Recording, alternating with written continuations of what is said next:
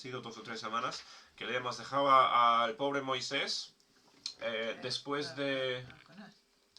Sí, perdona, Jonás, no Moisés.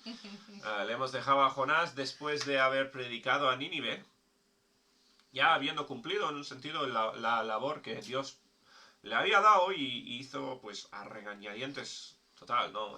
Luchó tremendamente contra la voluntad de Dios Jonás, queriendo hacer cualquier cosa menos ir a Nínive a predicar. Pero bueno, en el capítulo 3 lo hizo.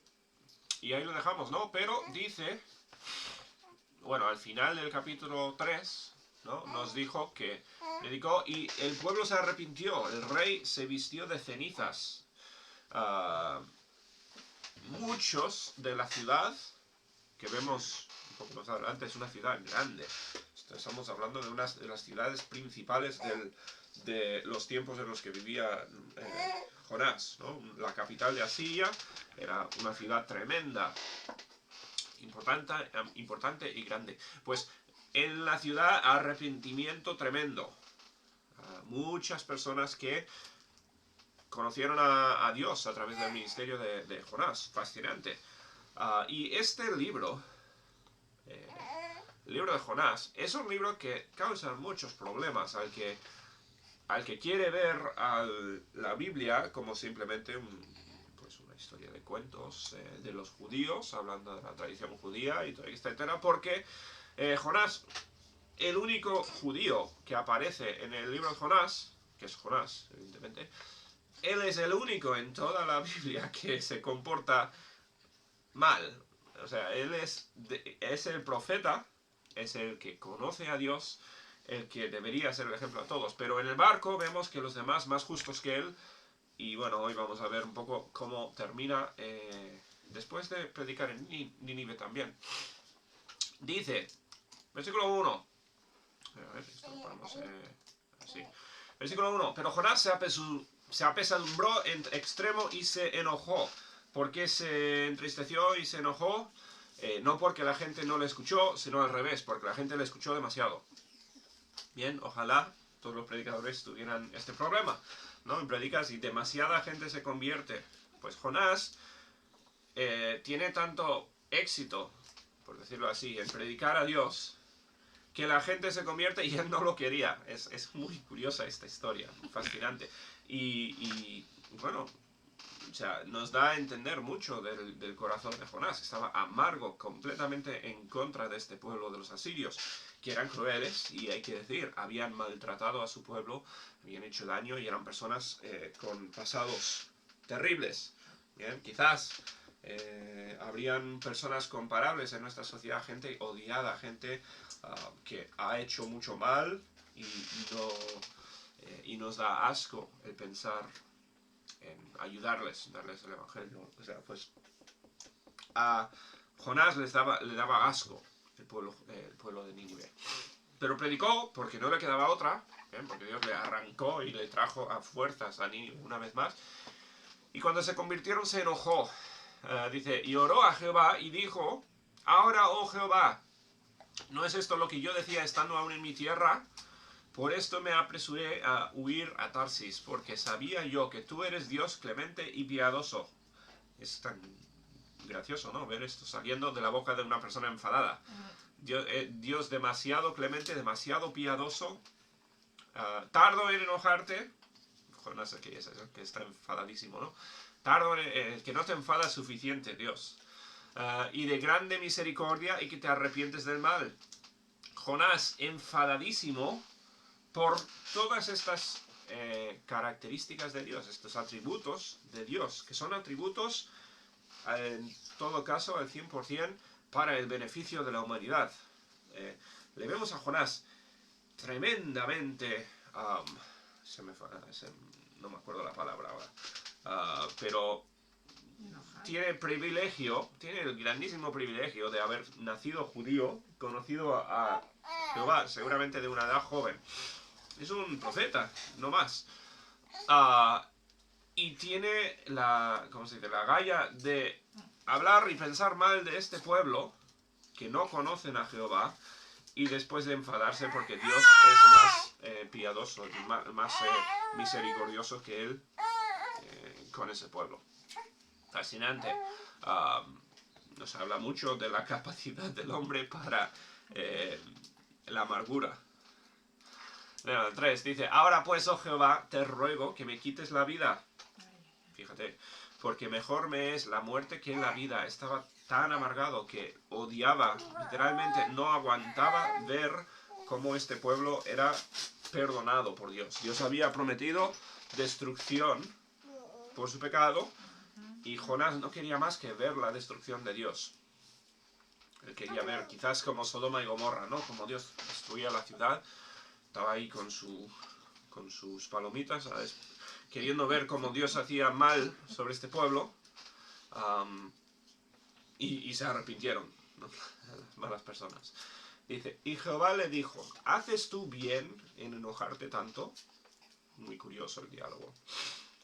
Dios podría haberle, pues, fulminado en el instante a Jonás, si quisiera, ¿no?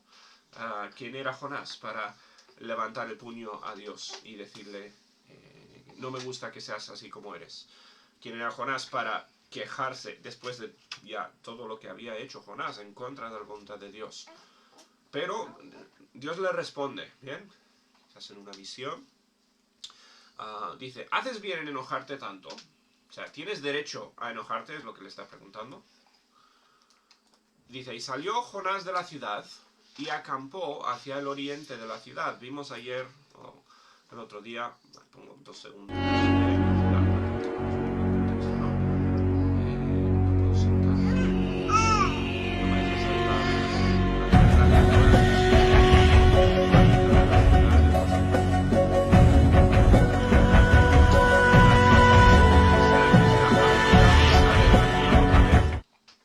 Dice, acampó hacia el oriente y se hizo una enramada y se sentó debajo de ella a la sombra hasta ver qué acontecería en la ciudad.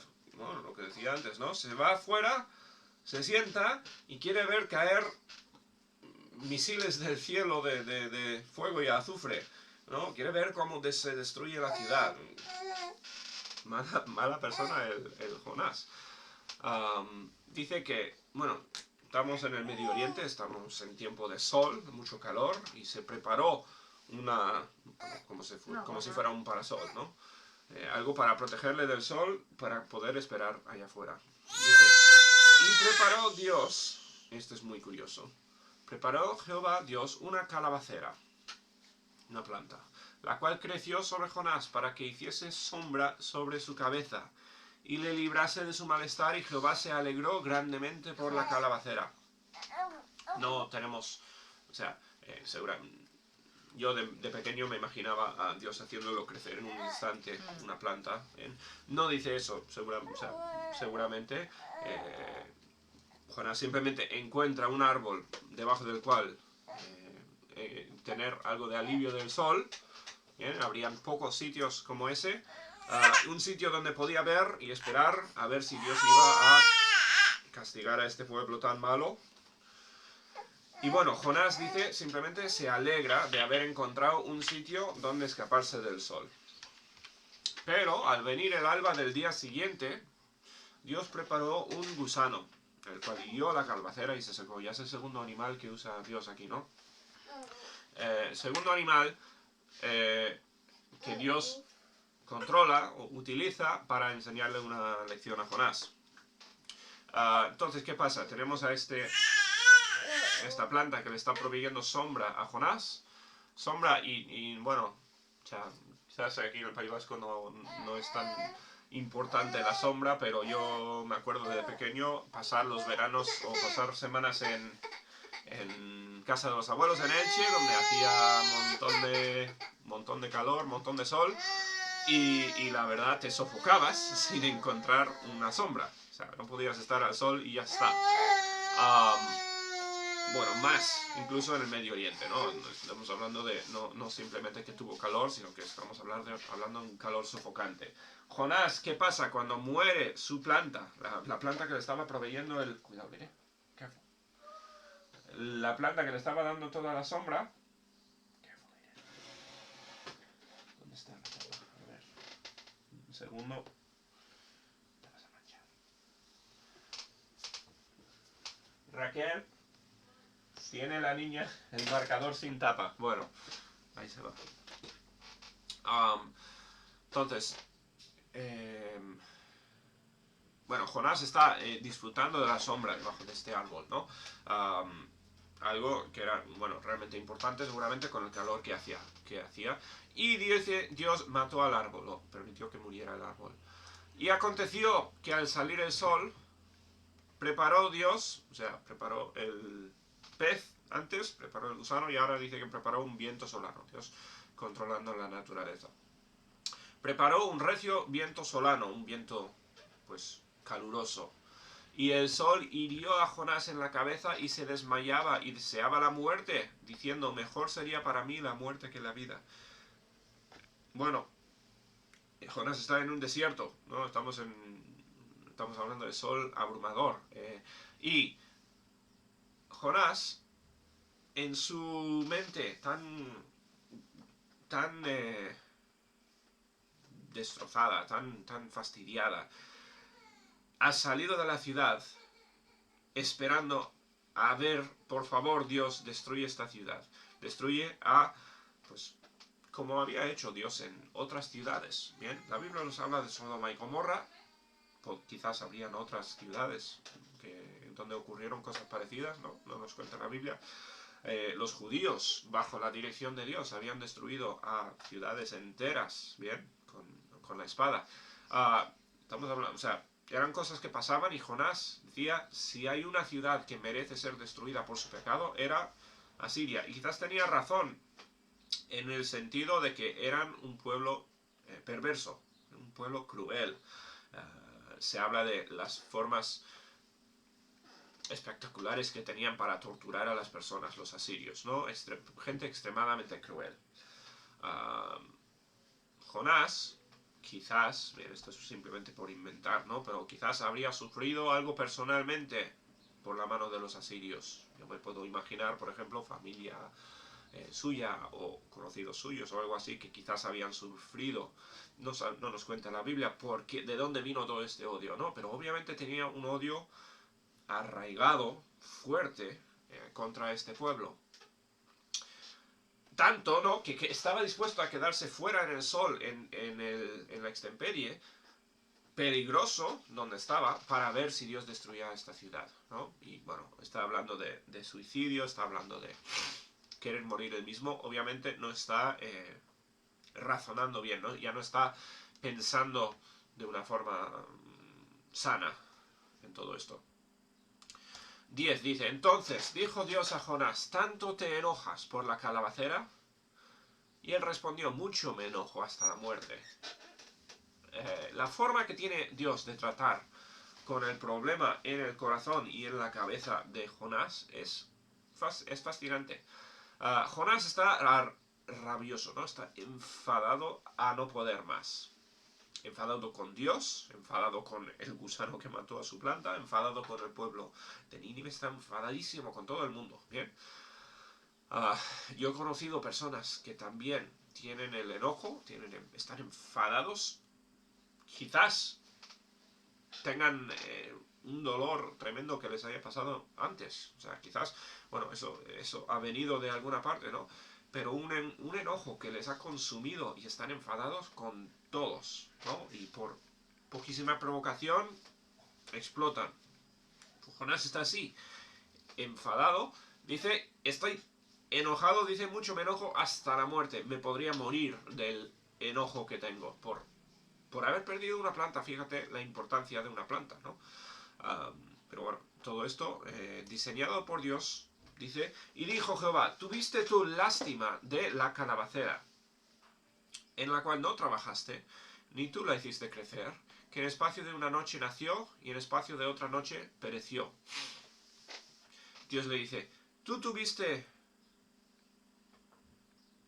compasión, tú tuviste cariño por una planta que te ofreció la sombra, ¿no? Te ofreció algo.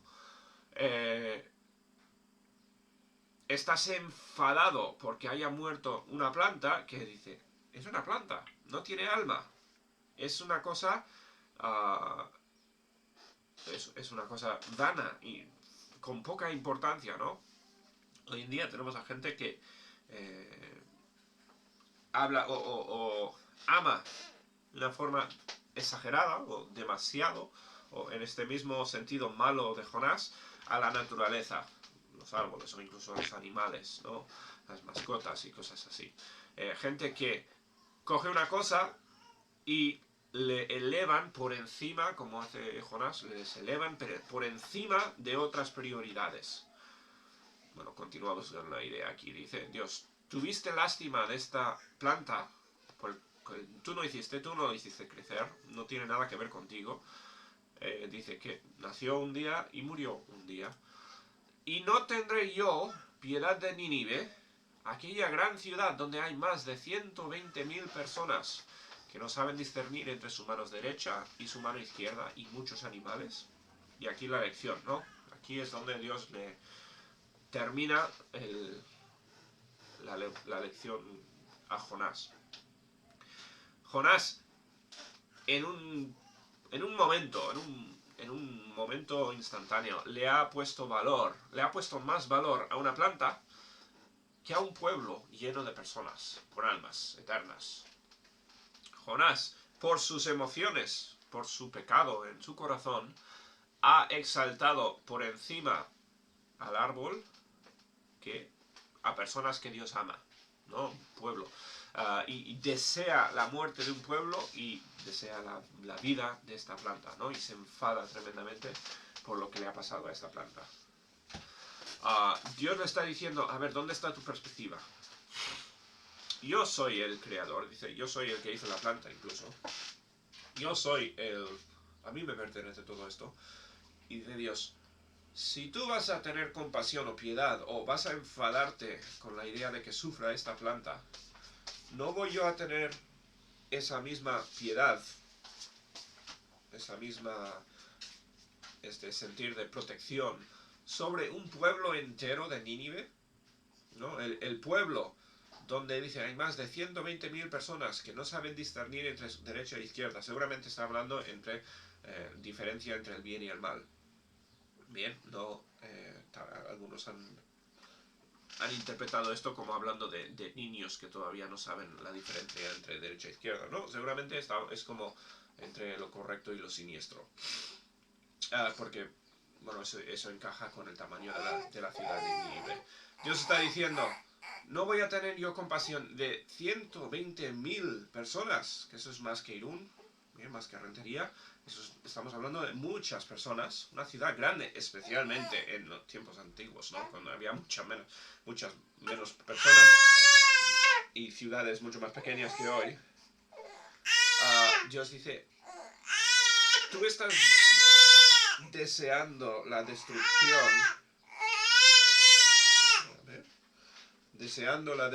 de un pueblo entero, personas con almas, dice, personas que, y su problema es una falta de conocimiento, falta de discernimiento. Dice, no saben diferenciar entre el bien y el mal, ni siquiera. Son, en cierto sentido, no son inocentes, bien, pero en cierto grado son inocentes, porque no han nacido como Jonás, no han conocido como Jonás desde una edad joven lo correcto y lo incorrecto, bien. Ojo, eran culpables por su pecado, obviamente, ¿no? Merecían la muerte, igual que Jonás y todos los demás que han pecado jamás, ¿no? Pero son personas que no tenían culpa por nacer donde nacieron. Nacieron allí y se criaron y vivieron vidas con maldad, pero era algo fuera de su control, ¿no? Y Dios tenía piedad de ellos. Este libro nos habla de... No es el otro lado de Dios, es el mismo Dios, ¿no? Pero nos habla de la compasión de Dios sobre un pueblo que merecía destrucción, igual que todos los pueblos de la tierra prometida, que fueron destruidos, igual que Sodoma y Gomorra, ¿no? Que fueron destruidos, y muchos otros. Merecían esa destrucción, merecían el pecado, pero Dios tuvo piedad, Dios tuvo misericordia y perdón de ellos. Y el libro de Jonás, más que casi ningún otro libro, nos habla de la piedad de Dios, el perdón y la compasión de Dios. y lo contrasta de una forma tan preciosa, ¿no? Lo contrasta con un siervo de Dios, Jonás. O sea, Jonás es nuestro referente humano aquí. Además no es cualquier humano, es un profeta, es una persona, es un siervo de Dios. Y vemos su corazón, aun siendo un siervo de Dios hasta cierto sentido, ¿no? Pero él era un profeta, tenía un ministerio antes de todo esto, él había hecho seguramente muchas cosas para Dios.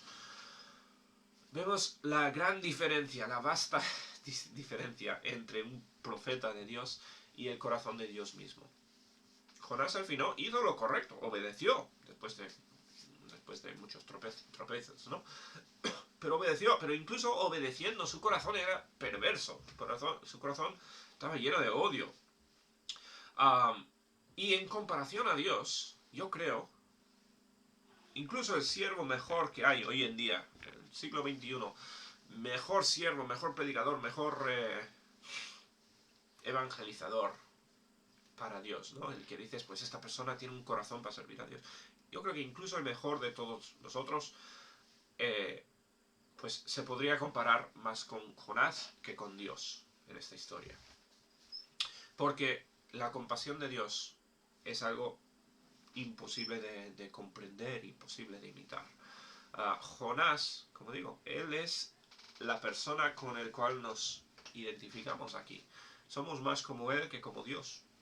Tan fácilmente nos enfadamos y nos amargamos por cosas que nos han hecho en el pasado. Jesús habló mucho del perdón, ¿no? Cuando los discípulos le preguntaron ¿cuántas veces hay que perdonar a la persona que te hace algo?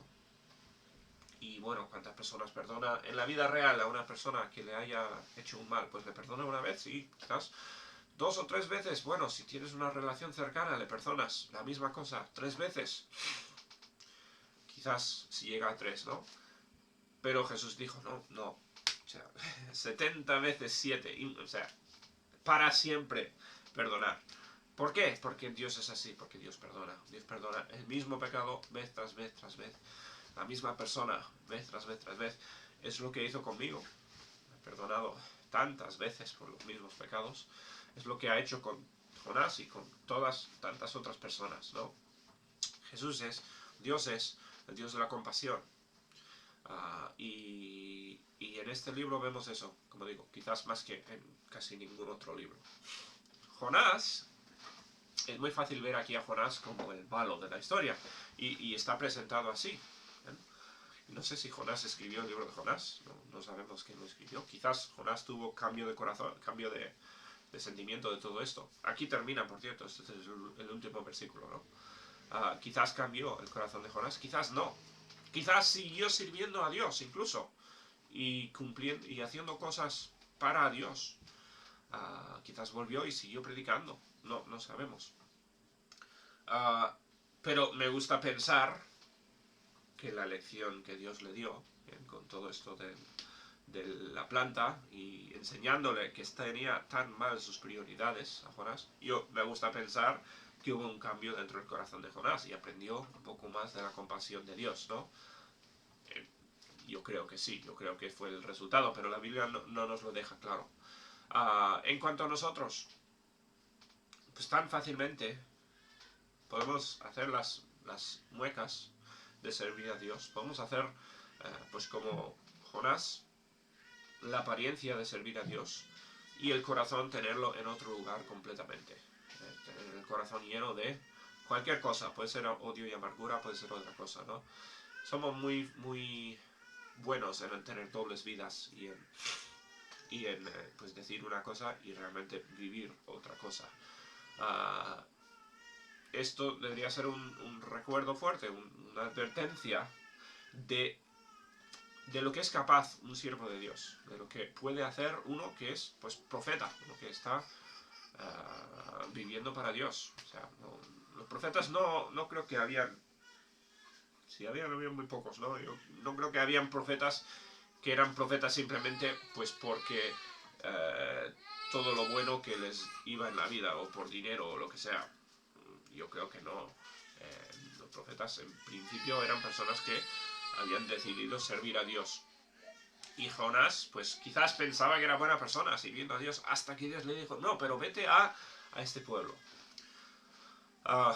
Hay en círculos cristianos hay gente odiada, hay gente mal vista, quizás como los ninivitas con Jonás, ¿no? Y Dios nos manda ir y predicar a esas personas.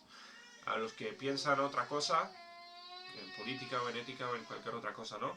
Gente que no tenemos nada en común con ellos, ellos son nuestro ministerio. Dios nos ha mandado a dar el evangelio a esas personas.